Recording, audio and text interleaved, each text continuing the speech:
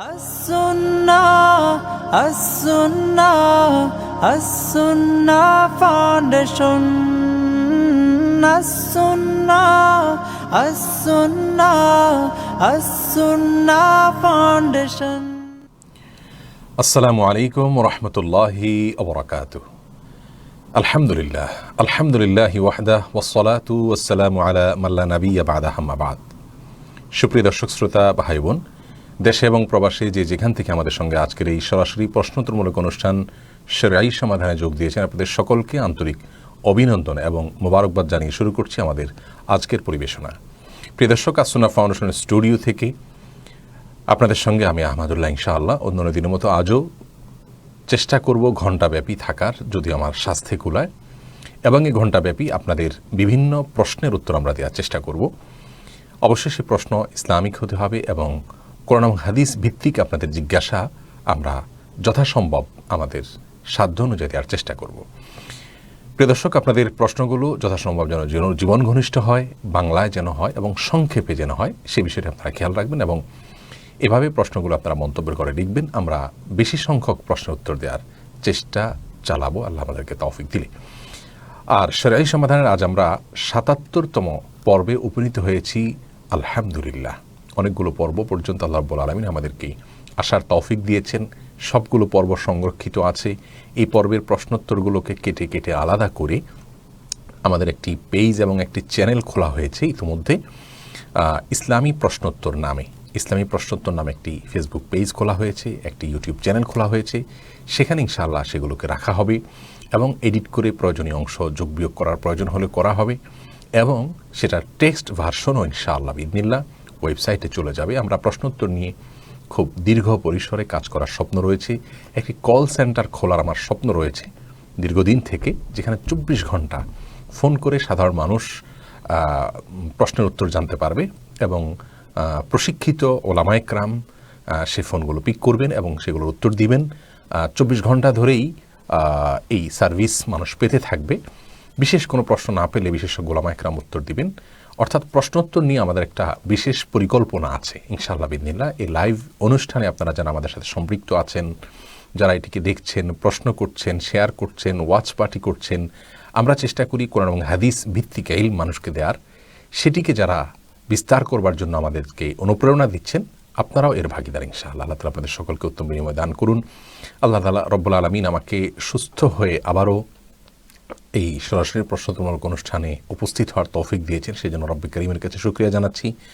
আর আপনারা যারা দোয়া করেছেন, আমাকে স্নেহ দেখিয়েছেন, ভালোবাসা দেখিয়েছেন, মমতা আমরা প্রকাশ করেছেন, আপনাদের প্রতি আমি কৃতজ্ঞতা জ্ঞাপন করছি এবং আমি খুব বেশি আপ্লুত হয়েছি আপনাদের স্নেহের কারণে, আপনাদের সবার মমতার কারণে। আমি খুব বেশি দোয়া করি, একেবারেই স্পষ্ট করে আল্লাহর কাছে আলাদা আলাদা করে আমি বলি, আল্লাহ যারা আমার জন্য দোয়া করেছেন, যারা ভালোবাসা দেখিয়েছেন আপনার জন্য, আপনার খাতিরে, আপনি তাদেরকে উত্তম বিনিময় দিয়ে দিন আমার পক্ষ থেকে। আল্লাহ তাআলা দিবেন ইনশাআল্লাহ। ইন্নাল্লাহা লা ইউযিউ আজরা মান আহসানা আমালা, মানুষ আমলকে আল্লাহ তাআলা নষ্ট করেন না। যাই হোক, সেজন্য আল্লাহর কাছে যেমন শুকরিয়া আদায় করছি, আপনাদের কাছেও শুকরিয়া আদায় করছি। আমি পুরোপুরি সুস্থ নই, দীর্ঘ সময় কথা বলতে পারি না, কতক্ষণ বলতে পারি জানি না। যতক্ষণ সম্ভব হয়, যদি ১ ঘন্টা পরেই বলতে পারি, তাহলে ইনশাআল্লাহ পুরো ঘন্টা ব্যাপী আপনাদের সাথে থাকবো। দোয়া করবেন, আল্লাহ তাআলা আমাদেরকে তৌফিক দান করুন। আর দেরি না করে চলুন আপনাদের প্রশ্নের উত্তর দেওয়ার শুরু করি আমরা। শুরুতে আমি প্রশ্ন দেখতে পাচ্ছি, ভাই ফারুক আহমেদ আপনি প্রশ্ন করেছেন, গত কয়েকদিন যাবৎ নারায়ণগঞ্জ সহ দেশের বিভিন্ন জায়গায় উচ্ছেদের নামে মসজিদ ভাঙা হচ্ছে, এ বিষয়ে আপনার বক্তব্য কী? ভাই ফারুক, মসজিদ অনেক সময় উচ্ছেদের নামে ভাঙা হয়ে থাকে, আমরা শুনে থাকি শহরের বাইরে বিভিন্ন জায়গায়।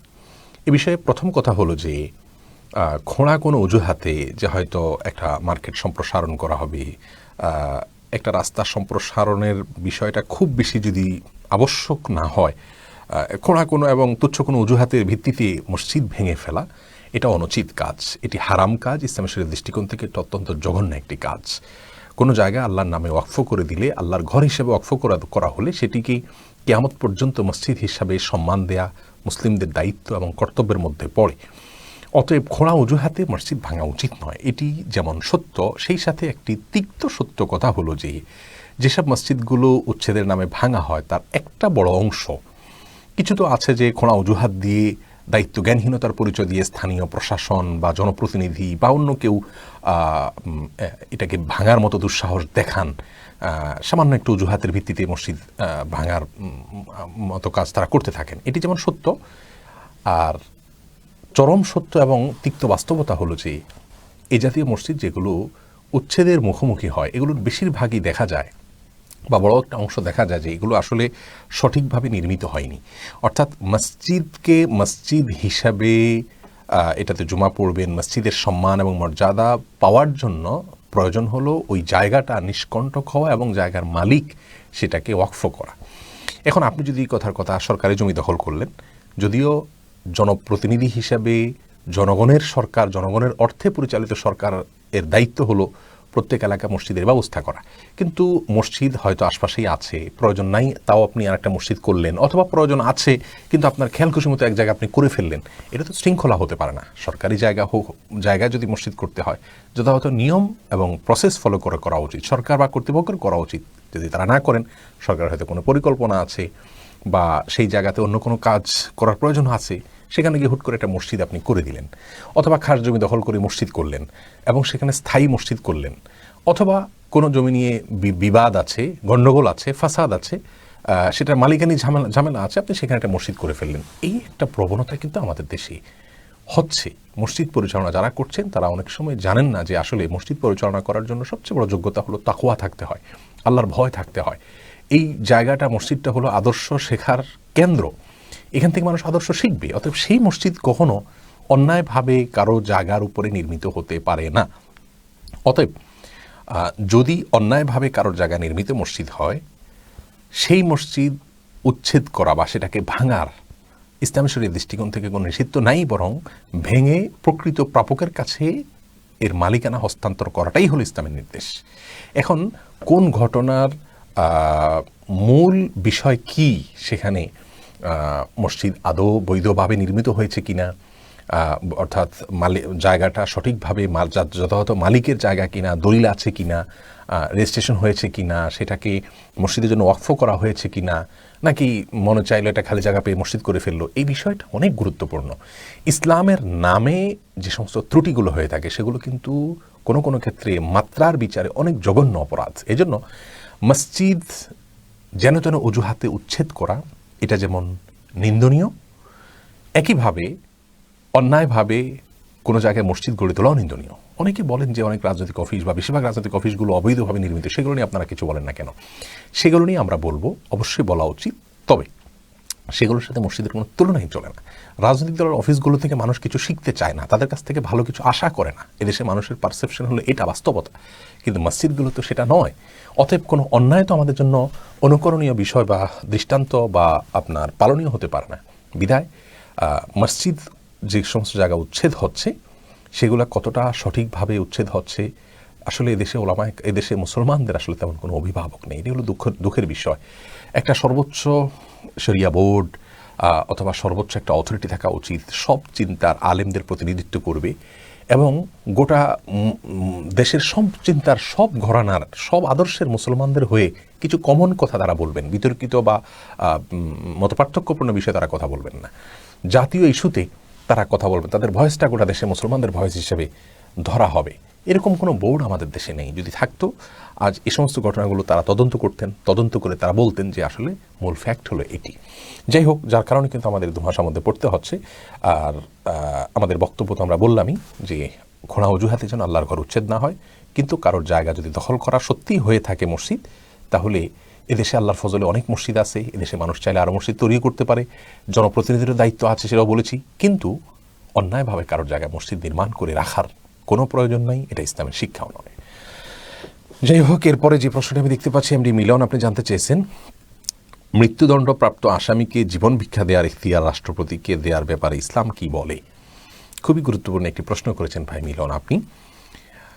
কোনো আসামি তার অপরাধের কারণে যদি মৃত্যুদণ্ডপ্রাপ্ত হন, তাহলে তাকে জীবন ভিক্ষা দেওয়া এবং তাকে তার সাজা মওকুফ করে দেওয়া, তাকে ক্ষমা করে দেওয়া, এটার ইখতিয়ার ইসলামী শরিয়ার দৃষ্টিকোণ থেকে কোনো রাষ্ট্রের প্রেসিডেন্ট, প্রধানমন্ত্রীকে দেওয়া হয়নি। এটি অযৌক্তিক।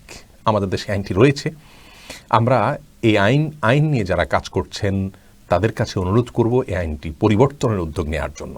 এই আইনটি বর্বরচিত আইন, এই আইনটি কোনো অবস্থাতেই গ্রহণযোগ্য হতে পারে না। এই আইনটি ন্যায়ভ্রষ্ট আইন, এই আইনটির পরিবর্তন হওয়া চাই। তার কারণ হলো, একজন অপরাধী যিনি অপরাধ করেছেন, অপরাধ প্রমাণ হয়েছে, তার অপরাধে তার শাস্তি যদি মওকুফ করার ক্ষমতা রাষ্ট্রপতি বা প্রধানমন্ত্রী বা রাষ্ট্রের কোনো অথরিটির হাতে থাকে, তাহলে সেক্ষেত্রে ন্যায় বিচার সেটা হতে পারে না, সেটা কখনো ন্যায় বিচার হতে পারে না। ইসলাম এটাকে কোনোভাবেই সমর্থন করে না। ইসলাম বলে, যদি কোনো ব্যক্তি খুনের দায়ে মৃত্যুদণ্ডপ্রাপ্ত হয়, তাহলে সেক্ষেত্রে যেই ব্যক্তি নিহত হয়েছেন তার পরিবারের লোকদের অধিকার আছে ওই খুনিকে তার সাজা মওকুফ করে দেওয়া। কারণ এই লোকটাকে শাস্তি দেওয়া হবে কেন? এর একটা বড় কারণ হলো, যে লোকটা খুনের শিকার হলো তার পরিবারের লোকদেরকে সান্ত্বনা দেওয়ার জন্য, যে তোমাদের নিহত ব্যক্তির বিচার তোমরা পেলে, অপরাধীকে শাস্তি দেওয়া হলো, তোমাদের কষ্ট কিছুটা হলো লাঘব হবে, এটা তাদের অধিকার। তারা চাইলে ওই ব্যক্তিকে, মৃত্যুদণ্ডপ্রাপ্ত ব্যক্তিকে মৃত্যুদণ্ড থেকে মানে সাজা থেকে মওকুফ করতে পারে। এই অধিকার ইসলাম দিয়েছে। ইসলামের এই অধিকারটা কি পরিমাণ যৌক্তিক সেটা বোঝার জন্য পণ্ডিত হওয়ার কোনো প্রয়োজন নেই। অতএব ইসলামের দৃষ্টিকোণ হলো এক্ষেত্রে রাষ্ট্রপতি প্রধানমন্ত্রী নয়, বরং যার অধিকারে বিচার প্রতিষ্ঠা করা হয়েছে, যার অধিকার রক্ষার্থে তিনি যদি মওকুফ করতে চান সেটা হতে পারে। এছাড়া আর কারোর ইখতিয়ার বা অধিকার নেই। স্বয়ং রাসূল আকরাম সাল্লাল্লাহু আলাইহি ওয়াসাল্লাম চুরির দায়ে একবার ফাতেমা নামে একজন মহিলা, তার হাত কাটা হবে নির্দেশ করা হয়েছে। সাহাবা ইকরাম কেউ কেউ রাসূল আকরাম সাল্লাল্লাহু আলাইহি ওয়াসাল্লামের পালক পুত্র যায়েদ ইবনে হারেসা বা উসামা ইবনে যায়েদ কে দিয়ে সুপারিশ করাচ্ছিলেন রাসূল আকরাম সাল্লাল্লাহু আলাইহি ওয়াসাল্লামের কাছে। রাসূল আকরাম সাল্লাল্লাহু আলাইহি ওয়াসাল্লাম রাগান্বিত হয়ে গেলেন এবং বললেন যে, আল্লাহর বিধান, এই শাস্তিগুলো, দণ্ডগুলো কার্যকর করার বিধানটা আল্লাহর নির্দেশ, এখানে সুপারিশ করা হচ্ছে। তার মানে রাসূল আকরাম সাল্লাল্লাহু আলাইহি ওয়াসাল্লাম তখন মদিনা রাষ্ট্রের প্রধান ছিলেন এবং তিনি আল্লাহর নবী ছিলেন, কিন্তু তিনিও এটাকে নিজের ইখতিয়ারাধীন মনে করতেন না। তাহলে রাষ্ট্রপতি বা প্রধানমন্ত্রী বা রাষ্ট্রের কোনো দায়িত্বশীল ব্যক্তি অপরাধীকে ক্ষমা করার আইন আমাদের প্রচলিত আইনে রয়েছে, আমাদের সংবিধানে রয়েছে। আমি সম্পূর্ণ শ্রদ্ধা রেখেই বলছি যে এই আইনটার পরিবর্তন হওয়া উচিত। এই আইনটা যদি থাকে তাহলে সেটি ন্যায় বিচারকে কখনো নিশ্চিত করে না, বরং এটি ন্যায় বিচারের পরিপন্থী আইন, যার কারণে এই আইনকে নিয়ে পুনর্বিবেচনা তাদের করা উচিত বলে আমি মনে করি। এরপরে প্রশ্ন আহমদ আজিজ করেছেন, আপনি করোনা আক্রান্ত হওয়ার পর অনেকে প্রশ্ন তুলেছে, কোরআন হাদিসে বর্ণিত আমলগুলো করার পরও আপনি কেন করোনা আক্রান্ত হলেন? তাহলে কি আমরা শুধু আমলগুলো করছি, আমাদের আমলগুলো কোনো কাজে আসছে না? আপনার মতামত জানতে চাই। দেখুন, প্রথম কথা হলো যে আমরা সুস্থ থাকার জন্য যত উপায় অবলম্বন করি, ওষুধ খাই, ওষুধ সেবন করি, অথবা দোয়া দুরূদ পড়ি, যাই করি না কেন, এসবগুলো হলো মাধ্যম। আমাদেরকে রোগ থেকে, বালাই থেকে হেফাজতে রাখার একমাত্র ক্ষমতা হলো আল্লাহ রাব্বুল আলামিনের হাতে। আল্লাহ তাআলা যাকে ইচ্ছা তাকে এই মাধ্যমে আরোগ্য দান করবেন না, যাকে ইচ্ছা তাকে দান করবেন না। এটি সম্পূর্ণ আল্লাহ রাব্বুল আলামিনের বিষয়। এটা হলো ঈমানের একটা বিষয়, গুরুত্বপূর্ণ একটা বিষয়। যদি ওই বস্তুর মাধ্যমেই আমার সংশ্লিষ্ট বিষয়ে প্রাপ্তি নিশ্চিত হতো, তাহলে তো আল্লাহ রাব্বুল আলামিনের কোনো রোল থাকতো না, আল্লাহ তাআলার কোনো এখানে আর কাজ থাকতো না। এই জন্য আমরা মাধ্যম হিসাবে ওষুধ সেবন করব, দোয়া দুরূদ পড়ব, আর সেই সাথে আমাদের বিশ্বাস এটা থাকবে যে হবে সেটাই যেটা আল্লাহ রাব্বুল আলামিন আমাদের ভাগ্যে লিখে রেখেছেন। অতএব দোয়া দুরূদ পড়লেই আমি নিশ্চিত, ওষুধ সেবন করলেই আমি নিশ্চিত সুস্থ হয়ে যাব, এরকম কোনো বিষয় কিন্তু না। তবে হ্যাঁ, আমাদের অবশ্যই সুধারণা থাকবে, প্রবল ধারণা থাকবে যে দোয়া এবং এই আমলগুলোর মাধ্যমে আমাদের এটি অর্জিত হবে, যেহেতু হাদিসে ওয়াদা করা হয়েছে আমাদের জন্য যে এটা করলে এটা অর্জিত হবে। কিন্তু মোটা দাগে প্যারাসিটামল খেলে জ্বর চলে যায়, এর মানে এই না যে প্রত্যেকটা ব্যক্তির জ্বর প্যারাসিটামল খেলে যেতেই হবে। এরকম ইন্ডিভিজুয়াল প্রত্যেকটা ব্যক্তির ক্ষেত্রে আপনি আলাদা আলাদা করে এটাকে ফিট করতে পারবেন না, এটা সম্ভব নয়। তবে হ্যাঁ, মৌলিকভাবে প্যারাসিটামল খেলে জ্বর যায়, এটি সত্য। অতএব এই সমস্ত আমলগুলোর মাধ্যমে আল্লাহ আমাদেরকে হেফাজত করেন। কিন্তু আমল অথবা ওষুধ কোনোটার উপর আমাদের আস্থা যেন এই লেভেলের না আসে যে এটা আমাদের একেবারে 100% নিশ্চয়তা দিয়ে দেয় এবং আল্লাহ রাব্বুল আলামিনের আর এখানে কোনো রোল নাই, এরকম যেন আমাদের না আসে। সেজন্য আল্লাহ রাব্বুল আলামিন ব্যতিক্রমও কিন্তু করেন। বিধায় আল্লাহ রাব্বুল আলামিনের প্রতি আস্থা এবং বিশ্বাসের ক্ষেত্রে আমাদের কোনো ঘাটতি এটা থাকা উচিত নয়। আমলের ক্ষেত্রে আমরা অবশ্যই করব, এটা হলো প্রথম কথা। দ্বিতীয় কথা হলো যে আমলগুলো করলেই যে হবে তা নয়, আমলগুলো যথাযথভাবে করতে হবে, আমাদের কোনো ত্রুটি থাকতে পারে। আমি নিজে আমলগুলো করেছি, সেটা কতটা ত্রুটিমুক্তভাবে করতে পেরেছি সেটা প্রশংসাযোগ্য বিষয়। আমি আমল করিয়ে একেবারে নিশ্চিত হয়ে গেলাম যে হ্যাঁ আমার তো আর হবে না নিশ্চিত, এটার তো কোনো কারণ থাকতে পারে না। আল্লাহ তাআলা আমাদেরকে বোঝার তৌফিক দান করুন। এরপরে যে প্রশ্নটি আমি দেখতে পাচ্ছি তা হলো আশিক মোল্লা, আপনি জানতে চেয়েছেন আমাদের দেশে প্রতিনিয়ত ইসলাম বিদ্বেষী নাস্তিকরা রাসূল আকরাম সাল্লাল্লাহু আলাইহি ওয়াসাল্লামের ব্যাপারে কটূক্তি করছে, অথচ তাদের ব্যাপারে প্রশাসনের কোনো ব্যবস্থা নেয় না। অন্যদিকে ফারাবি নামে একজন জনৈক ইসলাম বিদ্বেষীকে হুমকি দেওয়ার কারণে তাকে যাবজ্জীবন সাজা দেওয়া হয়েছে। আদালত স্বীকার করছে ফারাবি অভিজিতের হত্যাকাণ্ডে জড়িত ছিল না, তবু তাকে শাস্তি দেওয়া হয়েছে। আশা করি ব্যাপারে কিছু বলবেন। ভাই আশিক মোল্লা, ফারাবি শফিউর রহমান সম্পর্কে আমি সোশ্যাল মিডিয়ার মাধ্যমে যেটুকু জানতে পেরেছি সেটুকুর আলোকে হয়তো আমি মন্তব্য করতে পারবো। বাকি এই বিচারের আগাগোড়া বা বিচারে রায় কি আছে না আছে পুঙ্খানুপুঙ্খরূপে তো আমার জানা নেই। যেটুকু জানি সেটুকুর উপর আমি ভিত্তি করে আমি অবশ্যই বলতে পারি যে যেই ব্লগার হত্যাকাণ্ডের ভিত্তিতে ফারাবিকে যাবজ্জীবন দেওয়া হয়েছে, যদি ফেসবুকের তথ্য সঠিক হয়ে থাকে যেটুকু আমি দেখেছি, তাহলে আমি বলবো যে অবশ্যই এই রায়ে একজন নাগরিক হিসাবে দেশের আমি সংক্ষুব্ধ। আমি তার মুক্তি কামনা করি এবং সে যে কাজটা করেছে, হুমকি দিয়েছে, হুমকি দেওয়ার কারণে একটা মানুষের যাবজ্জীবন হয়ে যাবে, এটাকে আমি কখনো ন্যায়সঙ্গত মনে করি না। আর যেখানে ফারাবি হুমকি দিয়েছে কিসের কারণে, উম্মুল মোমিনিন মুসলমানদের মা সম্পর্কে অত্যন্ত নিকৃষ্ট এবং নোংরা ভাষায়, কুৎসিত ভাষায় সে ব্লগার মন্তব্য করেছিল, সেজন্য এখন আমার মা সম্পর্কে নোংরা ভাষায় মন্তব্য করার পর যদি আমি সংক্ষুব্ধ হয়ে কাউকে মৌখিকভাবে হুমকি দেই, তাতে আমার যাবজ্জীবন হয়ে যাবে, আমি এটাকে কখনো ন্যায়সঙ্গত বিচার মনে করতে পারি না। অতএব এই ছেলেটার মুক্তির দাবি করছি এবং তার মুক্তি হওয়া উচিত এবং এর রায়ের রিভিউ হওয়া উচিত। আমি আশা করব যে সংশ্লিষ্ট যারা আছেন তারা আইনিভাবে তাকে সাহায্য করবেন, সহযোগিতা করবেন এবং আল্লাহ রাব্বুল আলামিন তাকে মুক্ত করুক, আমরা দোয়া করি অবশ্যই। তবে মৌখিক হুমকি, এ ধরনের হুমকি আমরা দেওয়ার থেকে বিরত থাকব, এটা সকলের ক্ষেত্রে আমার কমন একটা পরামর্শ থাকবে। মৌখিক হুমকিতে কিছু আসে যায় না, ধারালোভাবে তার বক্তব্যের জবাব আমাদেরকে দিতে হবে এবং দায়িকভাবে খণ্ডন আমাদেরকে করতে হবে এবং অত্যন্ত বিজ্ঞচিত এবং বুদ্ধিবৃত্তিক পদক্ষেপ নিতে হবে। এমন কোনো কাজ করা উচিত নয় যে কাজের কারণে যে মৌখিকভাবে হুমকি দিয়ে আজকে সে বিপদের মুখে পড়লো, কী লাভ হলো? হয়তো তার যেহেতু বিচারে রায়ই নাকি রয়েছে যে হত্যাকাণ্ডের সাথে তার কোনো জড়িত না, তারপরও সে যাবজ্জীবন শুধু মৌখিক একটা হুমকির কারণে, তাহলে কি দরকার ছিল মৌখিক হুমকি দেওয়া? আমি তার মৌখিক হুমকি দেওয়াকে সমর্থন করছি না, তবে সেই সাথে এটাও স্বীকার করছি যে আমার মা সম্পর্কে আপনি বাজে কথা বলবেন আর আমি নিজেকে কতটা কন্ট্রোল করতে পারবো। বিধায় যারা এই সমস্ত অশান্তি সৃষ্টি করছে, মুসলমানদেরকে উত্তেজিত করছে, মুসলমানদেরকে খেপিয়ে তুলছে, তাদেরকে চিহ্নিত করে প্রশাসনের উচিত তাদেরকে প্রত্যেককে আইনের আওতায় আনা। এটাই হলো বাংলাদেশে বর্তমান যে অশান্ত পরিবেশ আমরা দেখতে পাচ্ছি, এখান থেকে মুক্তির মূল পথ। সেই জায়গাটায় না গিয়ে তথাকথিত মত প্রকাশের স্বাধীনতার নামে তাদেরকে যদি ছেড়ে দেওয়া হয় এবং আমাকে আঘাত করবেন, আমার অন্তরে আঘাত করবেন, আমার হৃদয়ে রক্তক্ষরণ ঘটাবেন আর আমাকে বলবেন ধৈর্য ধারণ করতে, এটি সম্পূর্ণ অন্যায্য, অযৌক্তিক এবং এর মাধ্যমে সমাজে প্রকৃত শান্তি শৃঙ্খলা আমরা কোনোদিনই অর্জন করতে পারবো বলে মনে করি না।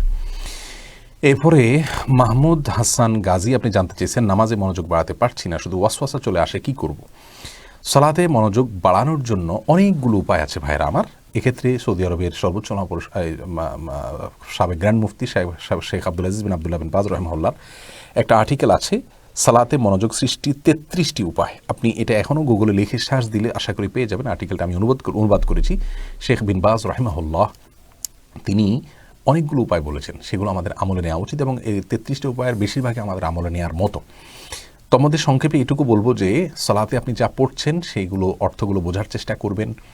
সালাতের যথেষ্ট আগে থেকে মোবাইল ইত্যাদি থেকে নিজেকে দূরে রাখবেন মনোযোগ ধরে রাখার জন্য এবং সেই সাথে সালাত ধীরস্থিরতার সাথে আদায় করবেন। সালাতের রোকনগুলোকে যত সময় নিয়ে পারেন আদায় করবেন এবং একটা রোকন আদায় করে আপনার মনোযোগ পরিপূর্ণ না আসা পর্যন্ত আরেকটা রোকনে যাবেন না। এভাবে নিজের বিরুদ্ধে আপনি এটা সংগ্রাম চালান, ইনশাআল্লাহ বিদিনে দেখবেন যে আস্তে আস্তে সালাতের ভিতরে মনোযোগ আসবে। এরপরে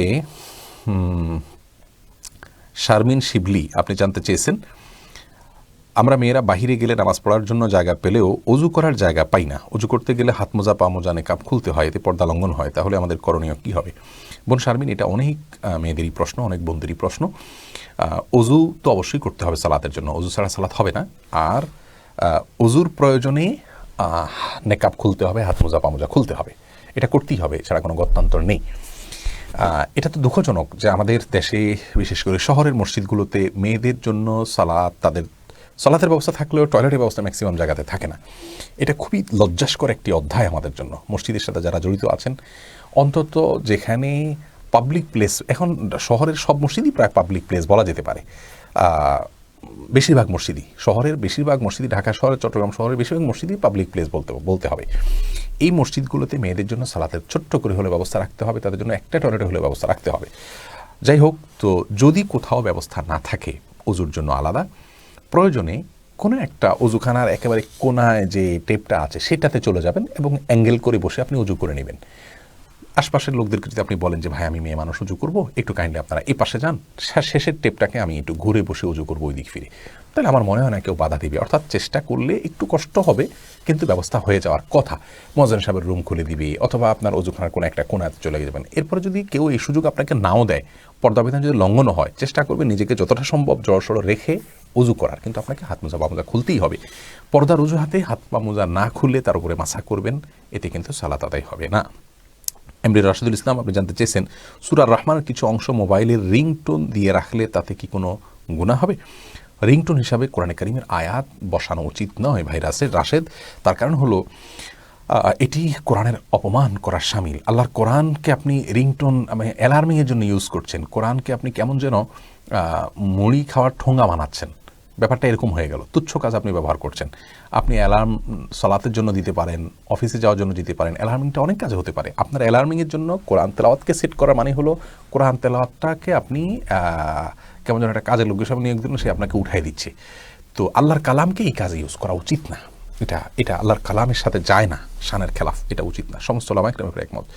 সুমন খন্দকার আপনি জানতে চেয়েছেন, আমি কিছু সূরা মুখস্থ করার চেষ্টা করছি, সমস্যা হচ্ছে আমি জানি বাথরুমে ঢুকে আল্লাহর কালাম পড়া ঠিক না, কিন্তু আমার অনিচ্ছা সত্ত্বেও অজান্তেই মনে মনে তেলাওয়াত করতে থাকি, এতে কোনো মনে মনে তেলাওয়াত হলে অসুবিধা নেই। সুমাইয়া বিনতে সেলিম আপনি জানতে চেয়েছেন, আমাদের সবার বাসায় প্রায় ক্যালেন্ডার ঝুলিয়ে রাখা হয়, ক্যালেন্ডারে বিভিন্ন মানুষের ছবি ও প্রাণীর ছবি থাকে, ঘরে কি এই ক্যালেন্ডার ঝুলিয়ে রাখা জায়েজ হবে?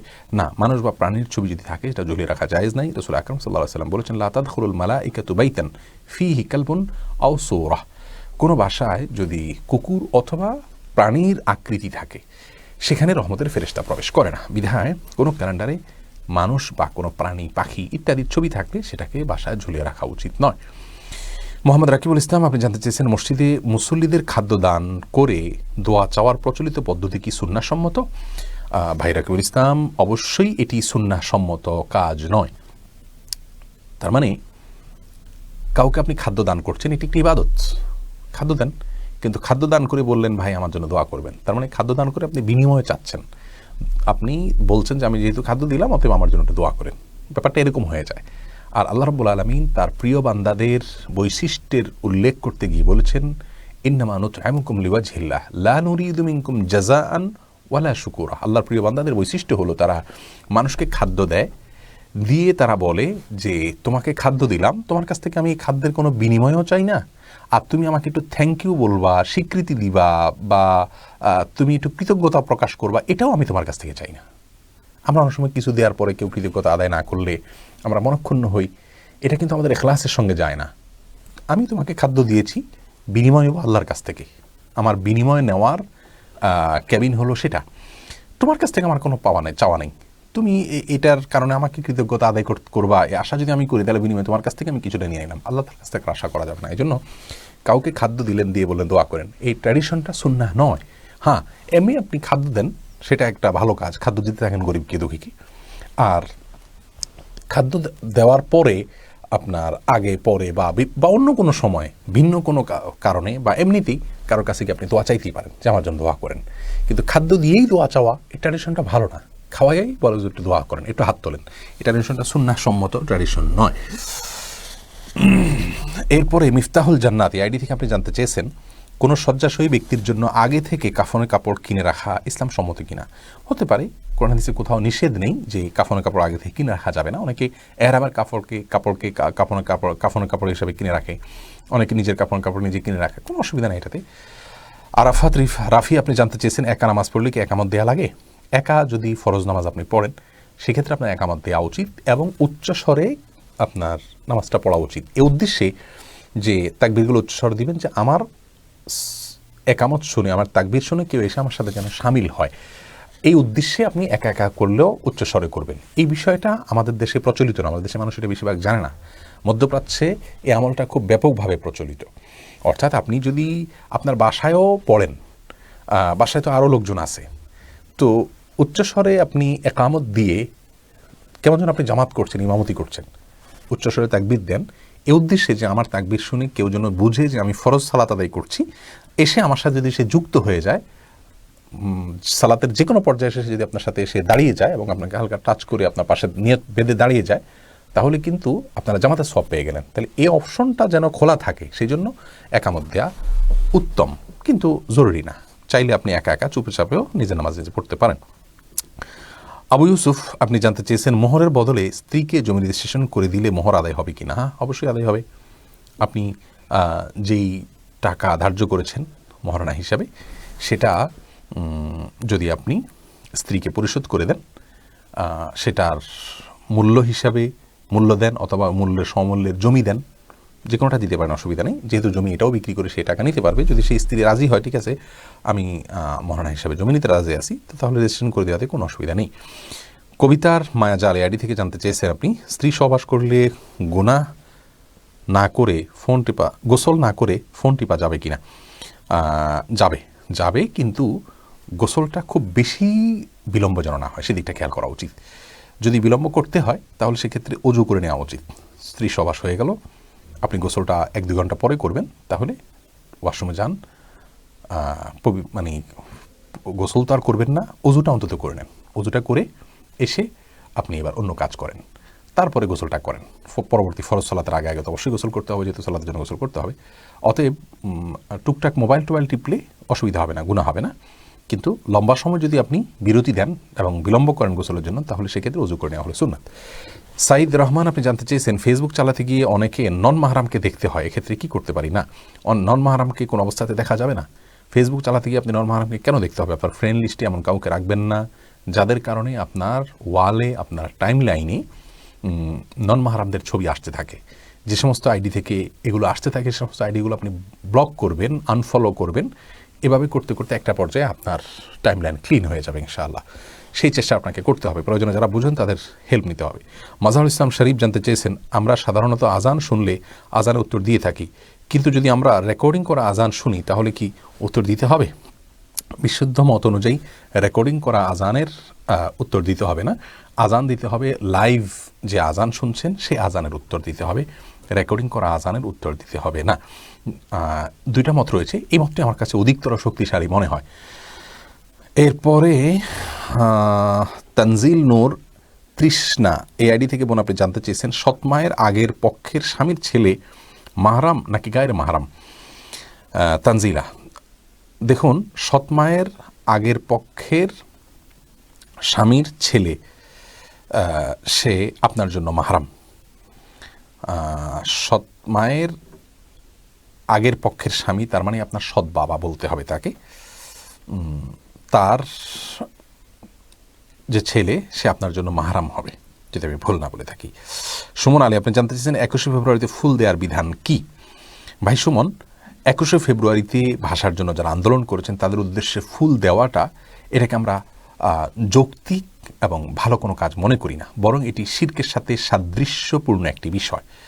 সরাসরি শিরক না হলেও শিরকের সাথে সাদৃশ্যপূর্ণ বিষয়। এখানে সরাসরি শিরক এই জন্য হবে না যে কেউ এখানে ফুল দিয়ে ইবাদত করছে না, বন্দিগি করছে না, কিন্তু যারা প্রতিমাকে পুজো করে বা ইবাদত বন্দিগি করার উদ্দেশ্যে ফুল বা কোনো খাবার দাবার ইত্যাদি প্রতিমা বা এরকম কারোর মাবুদ কোনো মানে মাবুদের উদ্দেশ্যে যারা নিবেদন করে তাদের সাথে সাদৃশ্যপূর্ণ বিধায় আমরা তো বলবো যে যারা ভাষার জন্য আন্দোলন করেছেন, ভাষার অধিকার আমাদেরকে, মাতৃভাষায় কথা বলার অধিকার এনে দিয়েছেন, তাদের জন্য আমরা দোয়া করব।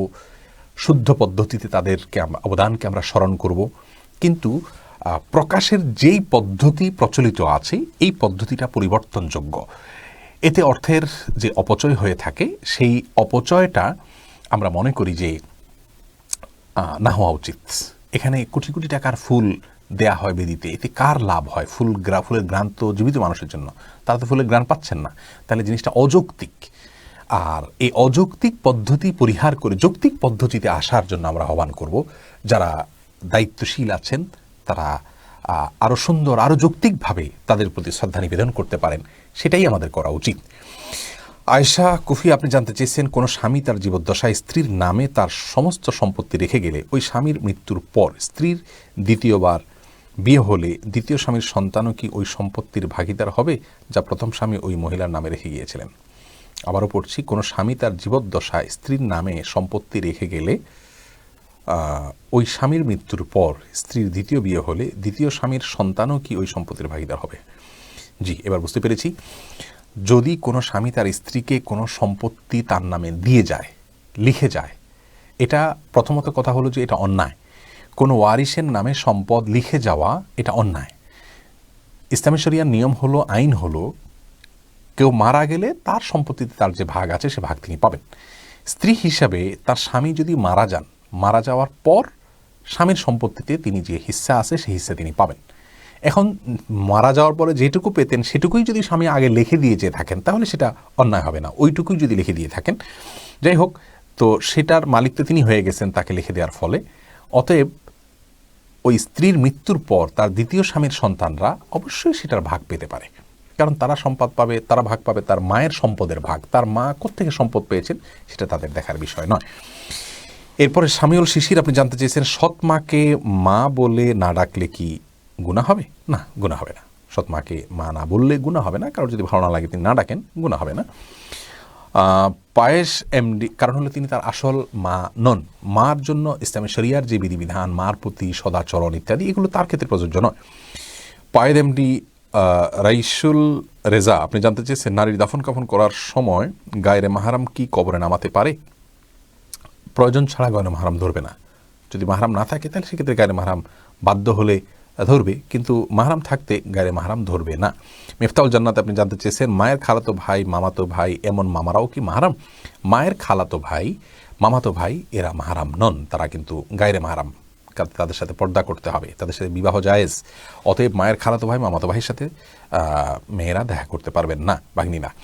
রহস্যময় হিমু আইডি থেকে আপনি জানতে চেয়েছেন, হিজবুত তাওহীদ কি খারিজি?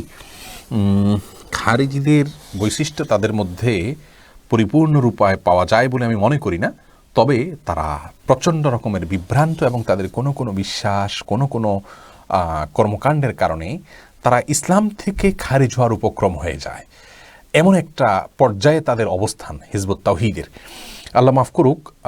এই ভ্রান্ত সম্প্রদায় থেকে আমাদের সাবধান হওয়া উচিত, আমাদের মানুষকেও সাবধান করা উচিত।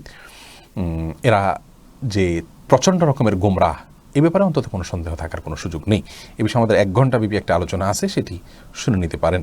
সিরাজা মনিরা এআইডি থেকে আপনি জানতে চেয়েছেন, সন্তানকে কতটুকু পড়াশোনা করানো পিতামাতার উপর একান্ত জরুরি?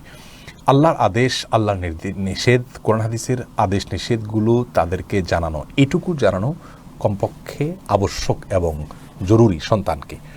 এর বাইরের যে শিক্ষা তার জন্য উপকারী, ক্ষতিকর, জানা শিখলেই নয়, সেগুলো মা বাবা অবশ্যই তাদেরকে শেখানো তাদের দায়িত্বের মধ্যে পড়ে। বিশেষ কোনো ক্লাস নেই যে অমুক ক্লাস পর্যন্ত, অমুক শ্রেণী পর্যন্ত। আজকাল যে শ্রেণী ভিত্তিক শিক্ষা ব্যবস্থা রয়েছে ইসলামে, এরকম কোনো শ্রেণীভিত্তিক শিক্ষা ব্যবস্থার কথা বলে দেয়নি যে এ পর্যন্ত শিক্ষা দেওয়া মা বাবার কর্তব্যের মধ্যে পড়ে।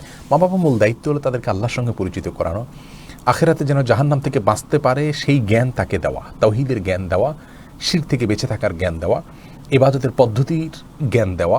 মৌলিক এই জ্ঞানগুলো দেওয়া মা বাবার জন্য আবশ্যক।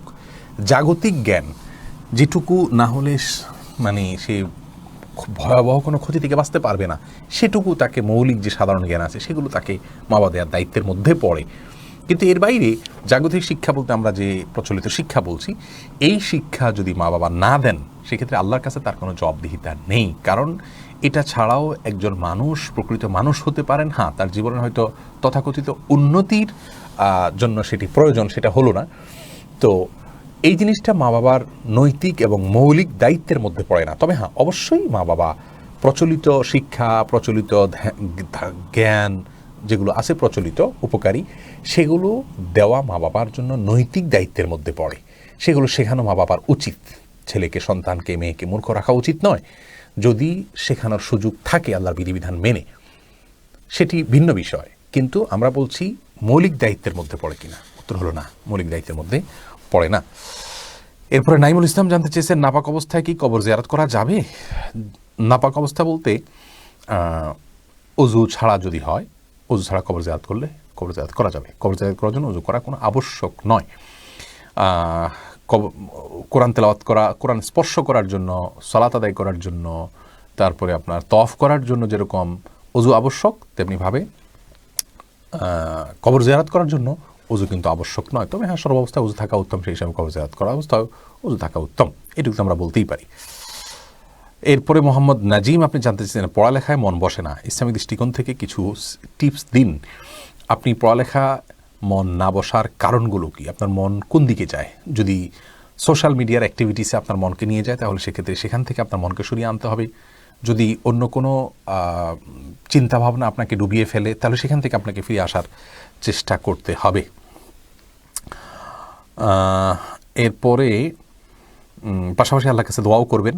সবচেয়ে বেশি অমনোযোগিতার এই যুগে বড় কারণ হলো যে সোশ্যাল মিডিয়ার অ্যাক্টিভিটিস বা অ্যান্ড্রয়েড সেটে বা স্মার্টফোনে আপনার ব্যস্ততা, এগুলো থেকে নিজেদের আসলে সরিয়ে আনা উচিত, অন্তত ব্যবহারটা নিয়ন্ত্রণ করা উচিত। এটা না হলে আমাদের সার্বিকভাবে দুনিয়া আখিরাত দুই দিক থেকে আমরা ক্ষতিগ্রস্ত হচ্ছি। এরপরে এমডি দীপু জানতে চেয়েছেন, গরুর নাড়িবুড়ি খাওয়ার বিধান কি? গরুর নাড়িবুড়ি খাওয়া জায়েজ, কোরআন হাদিসে কোথাও নিষেধ নেই। যেটা নিষেধ নেই সেটাই কিন্তু জায়েজ। খাদ্যের ব্যাপারে নির্দিষ্ট কিছু নিষিদ্ধ রয়েছে। আল্লাহ রাব্বুল আলামিন কোরআনে কারিমে বলেছেন, কুল লা আজিদু ফিমা ওহিয়া ইলাইয়া মুহাররামান আলা তাআমি ইয়াতআমুহু, অর্থাৎ একজন মানুষ খাদ্য হিসাবে যা খায় তার মধ্যে অমুক অমুক অমুক খাবারকে আমি হারাম হিসাবে পেয়েছি, আল্লাহ তাআলা কোরআনে কারিমে বলেছেন। এর বাইরে আর কোনোটাকে হারাম হিসাবে পাইনি। তার মানে হারাম সিলেক্টেড, এর বাইরে যা আছে সব হালাল। অতএব গরুর নাড়িভুড়ি এটা হারামের তালিকাভুক্ত, শূকরের গোশত, রক্ত, মৃত, এই সব তালিকাভুক্ত যে হারামের আইটেমগুলো আছে তার মধ্যে গরুর নাড়িভুড়ি নেই, যার কারণে এটি হালাল সম্পূর্ণরূপে। কেউ চাইলে এটাকে পরিষ্কার করে, এটার নাপাকটাকে পরিষ্কার করে তারপর সে খেতেই পারে যদি তার রুচিতে কুলায়। ফারজানা বিনতে নজরুল ইসলাম জানতেছেন, বাবা মায়ের কথা অনুযায়ী আখিরাত বিমুখী পাত্রকে বিয়ে করার ব্যাপারে বলুন। বোন ফারজানা, বাবা মার কথা অনুযায়ী আখিরাত বিমুখী পাত্রকে বিয়ে করতে একজন মেয়ে বাধ্য নন, বরং এক্ষেত্রে বাবা মার অবাধ্য হওয়ার সুযোগ রয়েছে। এক্ষেত্রে যদি উপযুক্ত দিনদার পাত্র পান, স্থানীয় ওলামা একরাম, মসজিদের ইমাম এবং দায়িত্বশীল এবং বিচক্ষণ আলিমদের মাধ্যমে তাদেরকে অভিভাবক বানিয়ে দিনদার পাত্র পেলে তার সঙ্গে বিবাহ বন্ধনে আবদ্ধ হওয়ার অধিকার তার রয়েছে। যে পাত্র আখিরাত বিমুখ এবং আল্লাহ বিমুখ এবং ইসলাম থেকে অনেক বেশি দূরে, ফাসিক, তার সাথে বিবাহ করতে একজন মেয়ে বাধ্য নন বাবা মার কথা মানতে গিয়ে। অর্থাৎ বাবা মা একজন মেয়েকে এই কাজ অন্তত বাধ্য করতে পারেন না, ইসলামী শরীয়ত এই সুযোগ দেয়নি তাকে। তবে মনে রাখা উচিত আখিরাত বিমুখ পাত্র বলতে তিনি কি বুঝেন সেটাও আলোচনা সাপেক্ষ বিষয়। যদি একজন ছেলে দিনের ব্যাপারে তার আগ্রহ আছে, হয়তো ত্রুটি আছে, তার বিমুখতাটা নাই, একটা হলো বিমুখতা বা বিরোধিতা সেটা নাই, কিন্তু অবহেলা আছে, তাহলে সেক্ষেত্রে যদি উপযুক্ত পাত্র না পাওয়া যায়, বাবা মার জন্য এটা টেনশনের কারণ, তাহলে সেক্ষেত্রে এই ধরনের পাত্রকে যদি আগে তার সাথে আলাপ আলোচনা করে তাকে দিনের দিকে আনা যাবে মনে হয়, তাহলে স্যাক্রিফাইস করে বিয়ের দিকে যাওয়া উচিত। কিন্তু এই বিষয়গুলো পরামর্শ দেওয়ার জন্য তিনি যে এলাকাতে বসবাস করেন সেই এলাকাতে তাকে চিনেন জানেন এমন কোনো আলিমের সাথে পরামর্শ করে নিলে সবচেয়ে ভালো হয়। বিনতে ওয়াইফরার এই আইডি থেকে আপনি জানতে চেয়েছেন, সাবানের পানির ছিটা কাপড়ে লাগলে ওই কাপড়ে সালাত হবে কি না? কোনো অসুবিধা নেই। সাবানের পানির ছিটা এটা তো নাপাক না, অতএব এটা কোনো কাপড়ে লাগলে সেই কাপড়ে সালাত আদায় হয়ে যাবে। এমনকি আপনি নাপাক কাপড় ধুইতে গিয়েও যদি ছিটে পোটা এসে পড়ে, তাহলে আপনার ওই কাপড় বা শরীর নাপাক হয়ে যাবে না।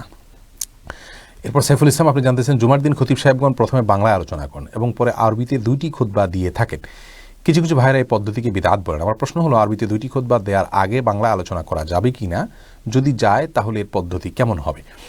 ভাই সাইফুল ইসলাম, বাংলায় যে আলোচনাটা হয়ে থাকে আমাদের দেশে জুমার খুতবার আগে, এটি খুতবা নয়, এটি হলো উপস্থিত লোকজন যদি বসে থাকে তাহলে সেক্ষেত্রে উপস্থিত লোকজন বসে আছে সেই হিসাবে তাদেরকে সময় দেয়া, তাদের সাথে কথা বলা এবং তাদের সময়টাকে কাজে লাগানোর জন্য নসিহা করা।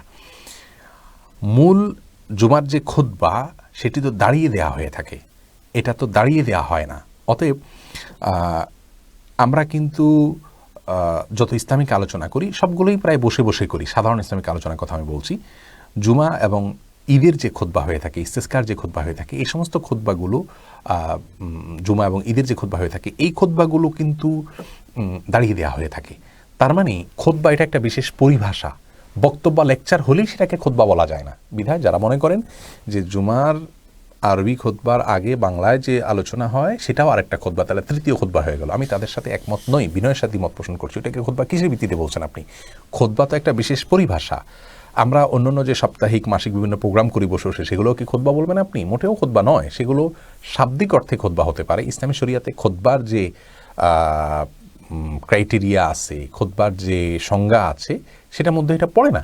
বিধায় এই বসে যে খুতবা দেওয়া হয়ে থাকে, বসে যে আলোচনা করা হয়ে থাকে, এটাকে খুতবা বলে বিদআত বলাটা আমি সঠিক মনে করি না। তবে হ্যাঁ, সেই সাথে এটা অবশ্যই বলবো যে এই আলোচনাটা মিম্বরে হওয়া উচিত নয়, দাঁড়িয়ে হওয়া উচিত নয়।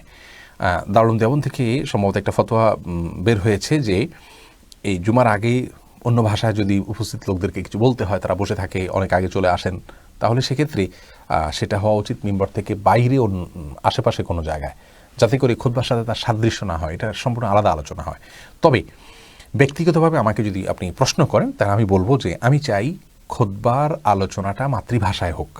মাতৃভাষায় খুতবা হওয়াটাই আমি যৌক্তিক মনে করি। এবং এক্ষেত্রে আপনার এটাকে যত বড় করে দেখা হয় যে মাতৃভাষায় খুতবা হলে বেদাত হয়ে যাবে, সেটাকে আমি সঠিক মনে করি না। যাই হোক, এটা নিয়ে আলাদা আলোচনা দরকার, একাডেমিক কথা হওয়া দরকার। ইনশাআল্লাহ আমরা এই বিষয়ে ভিন্ন কোনো আলোচনাতে পৃথক করে আমাদের কোরআন হাদিসের আলোকে আমরা যা বুঝেছি সেই অপিনিয়নটা পেশ করার চেষ্টা করব অন্য কোনো আলোচনাতে। তবে বাংলার যে আলোচনা হয় মিম্বরের বাইরে যদি আলাদা করে বসে আলোচনা হয়, সেটাকে আরেকটা বিকল্প খুতবা বা বেদাত বলাটা আমি সঠিক মনে করি না। কারণ এটাকে কেউ শরীয়তের অংশ মনে করে না। বেদাত কখন হবে? যদি এটাকে শরীয়তের অংশ মনে করে এই কাজটাকে, বাংলা আলোচনাটাকে জুমার অংশ, এটাকে বাংলাদেশের কোনো ক্ষতি মনে করেন না, যার কারণে এটাকে বেদাত বলাটা আমি যৌক্তিক মনে করি না। যাই হোক, এরপরে রোজিনা আক্তার আপনি জানতে চেয়েছেন বাবার সৎ ভাই কি মাহরাম? বাবার সৎ ভাই মাহরাম হবেন কি না? বাবা তো বাবাই, সৎ বাবাও আপনার বাবা হিসাবে বিবেচ্য হবেন, কিন্তু বাবার সৎ ভাই সম্ভবত মাহরাম হবেন না। আমি উত্তরটা দিচ্ছি না এই মুহূর্তে, কারণ আমি একটু ভাবতে হচ্ছে, এই ধরনের প্রশ্নগুলো উত্তর এড়িয়ে যাচ্ছি, আমি দিতে পারছি না। মোহাম্মদ ইমরান আহমেদ আপনি জানতে চেয়েছেন মায়ের গর্ভে থাকা অবস্থায় বাচ্চা মারা গেলে ওই বাচ্চার নাম রাখা লাগে কি না? না, গর্ভাবস্থা থাকা অবস্থায় মারা গেলে বাচ্চার নাম রাখা জরুরি না। নুসরাত জাহান রিহিলা আপনি জানতে চেয়েছেন যার ছেলে সন্তান নেই সে কি তার মেয়ে সন্তানের নামে সম্পদ লিখে দিতে পারবে? না, মেয়ে সন্তান থাকলে তাদের নামে লিখে দিতে পারবে। শর্ত হলো যদি একজন মেয়ে সন্তান থাকে তাহলে সর্বোচ্চ তাকে অর্ধেক সম্পদ দিতে পারবে, আর যদি একাধিক থাকে তাহলে 2/3 পর্যন্ত দিতে পারবে, 3/2 আর বাকিটুকু রাখতে হবে অন্য ওয়ারিশদের জন্য। কারণ একজন মানুষের আরও ওয়ারিশ থাকে, যেমন যিনি আছেন তার মা, তার বাবা, তার স্বামী, তার স্ত্রী, এরা তার ওয়ারিশ রয়েছেন, এবং এদেরকে দেওয়ার পর যদি অতিরিক্ত থাকে তাহলে সেক্ষেত্রে ভাই বোনদেরও পাওয়ার অপশন আছে, ওয়ারিশ হিসাবে না সেটা। যাই হোক, তো সে অপশন যেহেতু আছে, অতএব সব সম্পদ সন্তানকে দিয়ে যাওয়া উচিত নয়। আমরা অনেক সময় মনে করি যে আমার সব সন্তান আমার সন্তানকে দিয়ে যাবো, এটা তো আমার অধিকার না।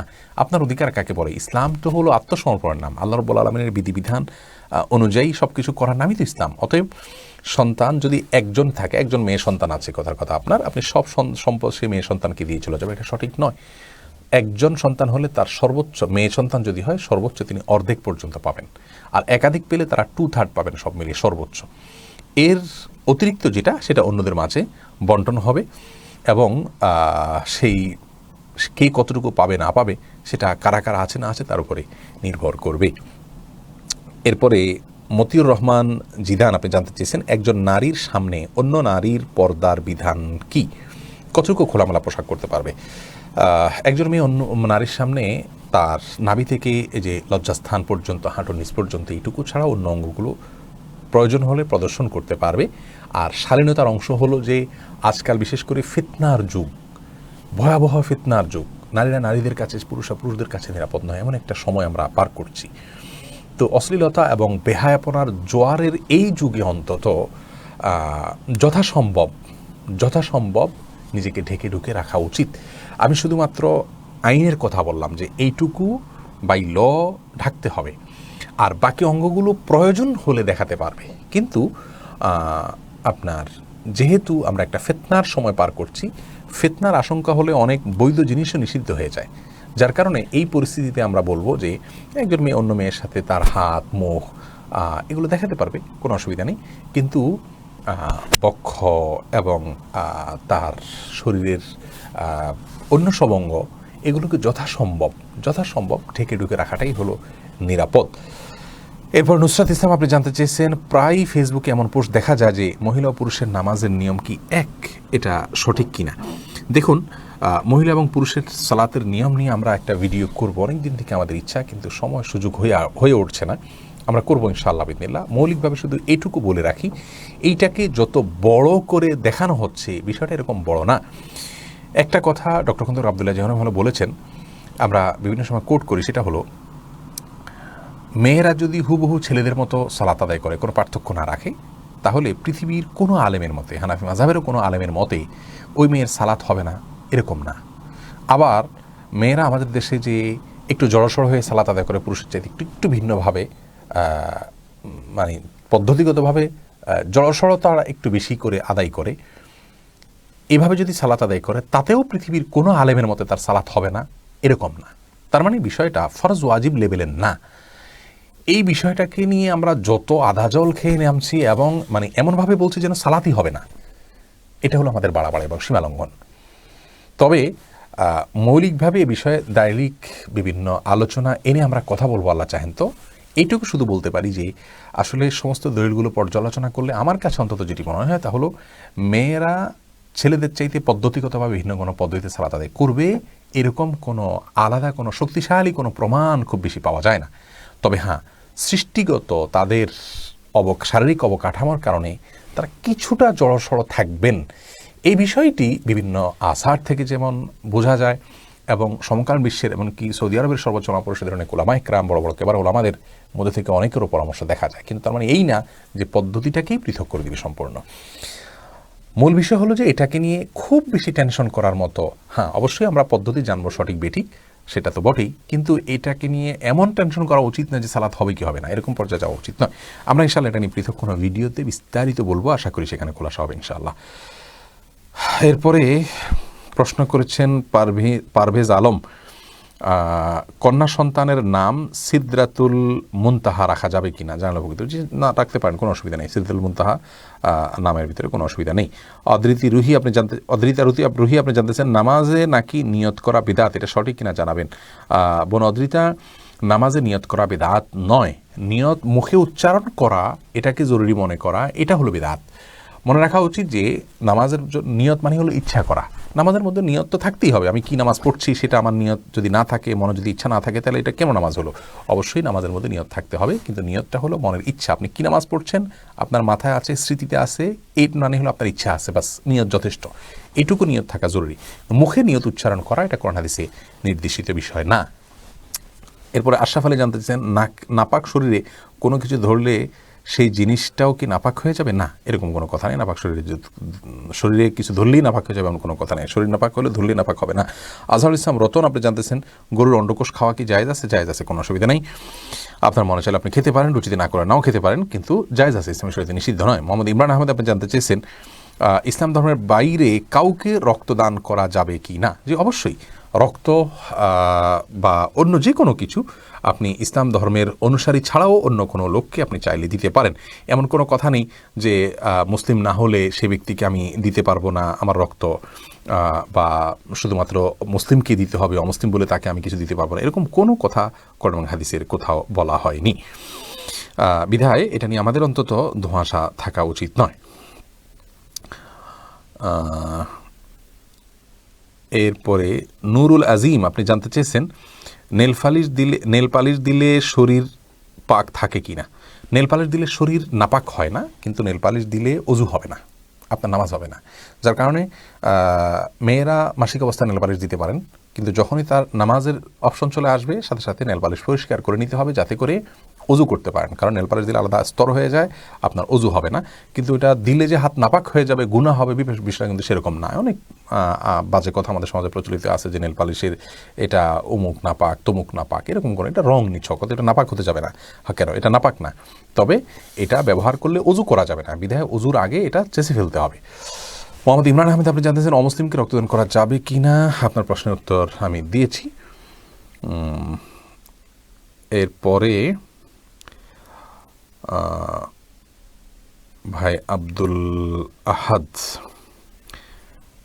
আপনি জানতে চেয়েছেন আমাদের আশেপাশে অনেক আত্মীয় স্বজন আছে যারা ফাহাদ ফাতেমা জানতেছেন আশেপাশে আত্মীয় স্বজন আছে যারা নিজেদের টাকা পয়সা আছে তারা ভবিষ্যতের জন্য জমা করে এবং তাদের চলার মতো সম্পদ আছে, তারাও সাহায্য চায় মসজিদ মাদ্রাসায় দান করলে। এগুলো নিয়ে তারা নানা কথা বলে এবং সমালোচনা করে, তাদের না দিয়ে অন্য জায়গায় কেন দেয়, এক্ষেত্রে করণীয় কি? খুবই গুরুত্বপূর্ণ এবং প্রাসঙ্গিক একটি প্রশ্ন বোন ভাই ফাহাদ। দেখুন, যারা আত্মীয় স্বজন স্বাবলম্বী, নিজেদের চলামতো ব্যবস্থা আছে, লোভ এমন একটা খারাপ জিনিস, ছাড়তে চায় না, এরাও অনেক সময় আপনার এইটাকে ধরে বসে থাকে। তারাও মনে করে যে আমাদের আরও বোধহয় চাওয়া উচিত, আমাদের আরও বোধহয় নেওয়া উচিত, এবং তারা রীতিমতো এইটাকে আপনার ইনকামের একটা সোর্স বানিয়ে নেয়। মসজিদ মাদ্রাসা দিতে গেলে তারা বাদ সাধে। নিজের চলার মতো ব্যবস্থা থাকলে তার তো মানুষের কাছে হাত পাতাই জায়েজ নেই।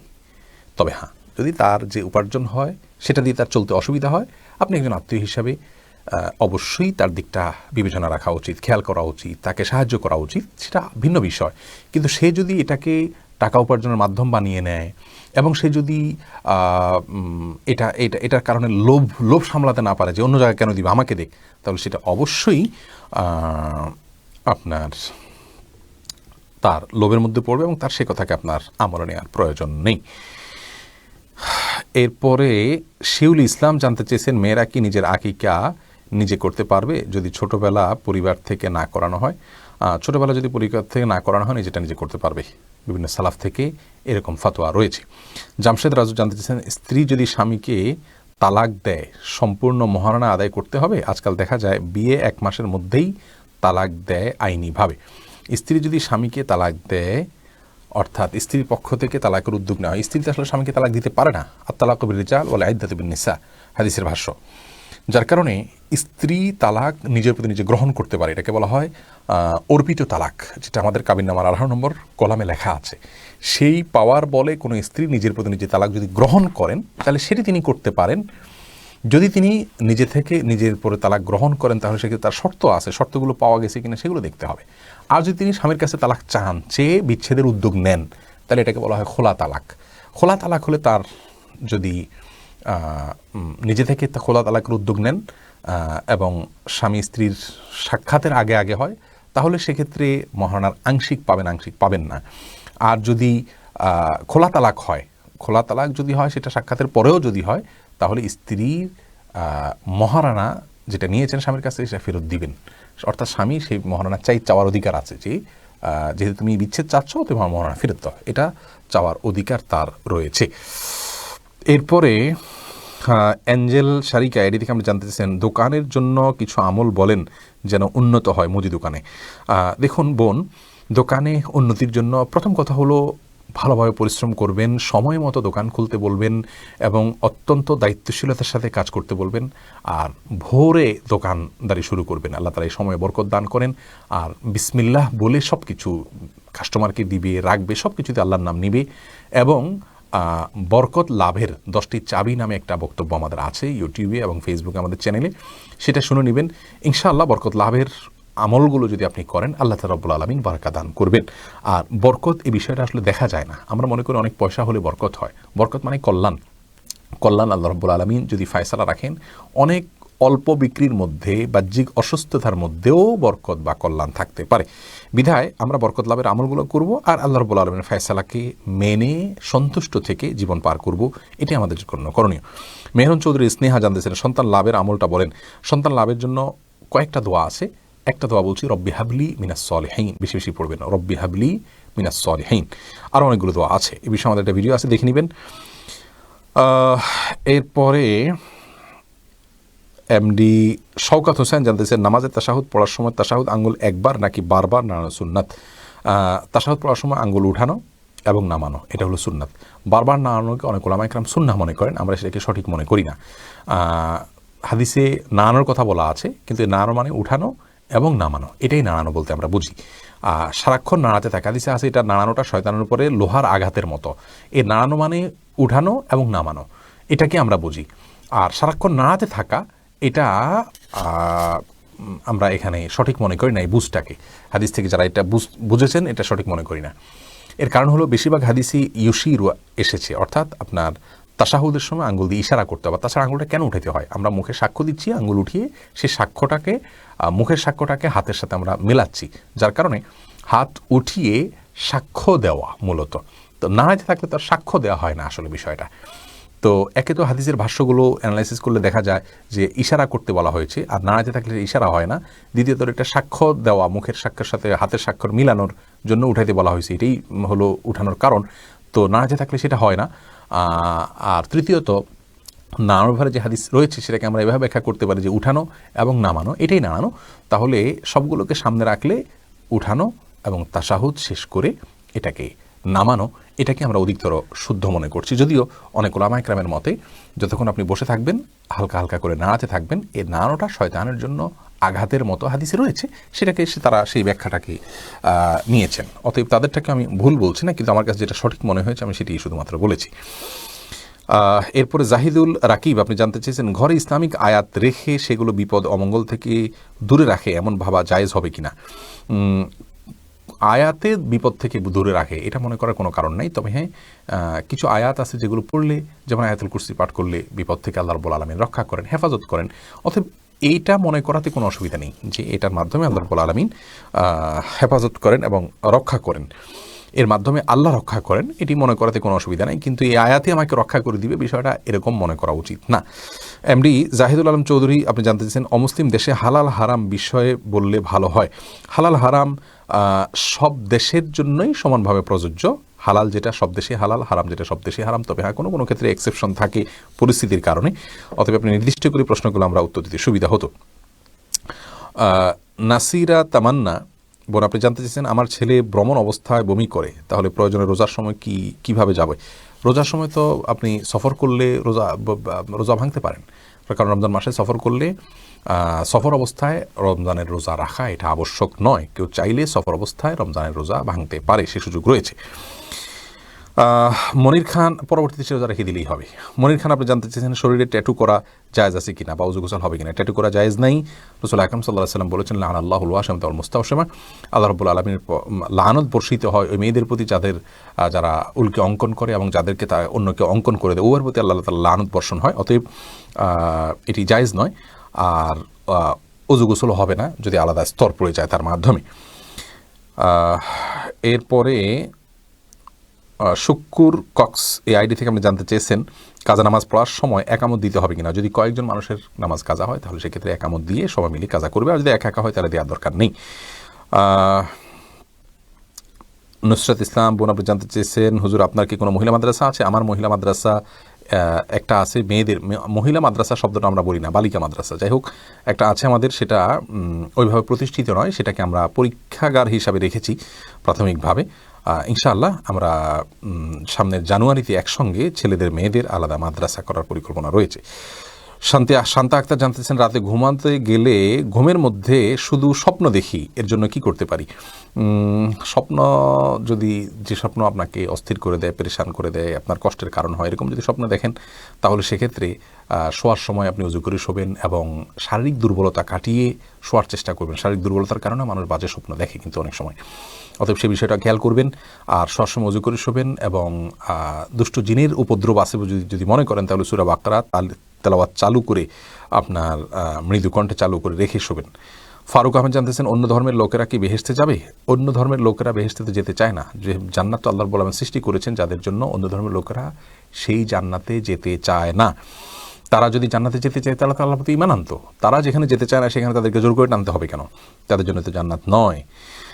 জিএম হায়দার আলী জানতেছেন, সন্তানকে দ্বীনি শিক্ষা দিতে কি আমল করতে হবে? দ্বীনি শিক্ষা দেওয়ার জন্য নিজে দ্বীনি শিক্ষার গুরুত্ব আগে বুঝবেন, বাসায় ব্যবহারিকভাবে দ্বীনি শিক্ষাকে চর্চা করবেন।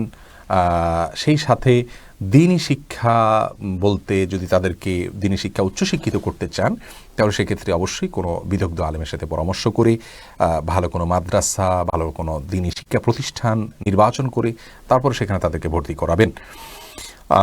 আলমগীর হোসেন জানতেছেন, আমি আমার ভাইয়ের সার্টিফিকেট দিয়ে চাকরি করছি, সেটা জায়েজ হচ্ছে কিনা? অবশ্যই গুনাহের কাজ করছেন, হারাম কাজ করছেন, আপনি প্রতারণা করছেন, অপরাধী হচ্ছেন এবং বড় গুনাহ, কবিরা গুনাহ আপনি করছেন। এখান থেকে আপনার তওবা করে ফিরে আসা উচিত। শাহুল ইসলাম জানতেছেন, বাসের মধ্যে কিভাবে নামাজ পড়বো, কেবলা কোন দিকে কিভাবে বুঝবো এবং ওযু না থাকলে করণীয় কি হবে? বাসে আপনি যখন থাকবেন, ফরজ নামাজ যদি হয় তাহলে অবশ্যই আপনাকে কেবলার দিকে ফিরে দাঁড়িয়ে সালাত আদায় করতে হবে। বাস থেকে নেমে বাস থামিয়ে সালাত আদায় করবেন। বাংলাদেশের প্রেক্ষাপটে বাস থামিয়ে সালাত আদায় করা কঠিন কিছু না, প্রয়োজন অন্য বাসে উঠবেন। কিন্তু বাস থামাচ্ছে না এই অজুহাতে আপনি বাসের বসে মধ্যে সালাত আদায় করবেন না। কোনো স্টপেজে গেলে সেখানে গিয়ে সালাত আদায় করবেন প্রয়োজনে। বাসালাকে বলবেন স্টপেজে থামান, কোনো না কোনো পেট্রোল পাম্পে দাঁড়াবে, হোটেলে দাঁড়াবে, কোথাও দাঁড়াবে, সেই অপশন আপনাকে বের করে নিতে হবে। কিন্তু আপনাকে দাঁড়িয়ে সালাত আদায় না করে বসে সালাত আদায় করবে ওই ব্যক্তি যার দাঁড়ানোর ক্ষমতাই নেই। তো আপনার দাঁড়ানোর ক্ষমতা আছে, কেবলামুখী হয়ে সালাত আদায় করতে হবে। কেবলামুখী ছাড়া অন্য কোনো দিকে ফিরে সালাত আদায় করলে সালাত হবে। যে ব্যক্তি কেবলামুখী হতে পারে না কিন্তু আপনাদের ক্ষমতা আছে, কষ্ট হবে একটু, এইটুকু, অতএব সেটা নিশ্চিত করতে হবে।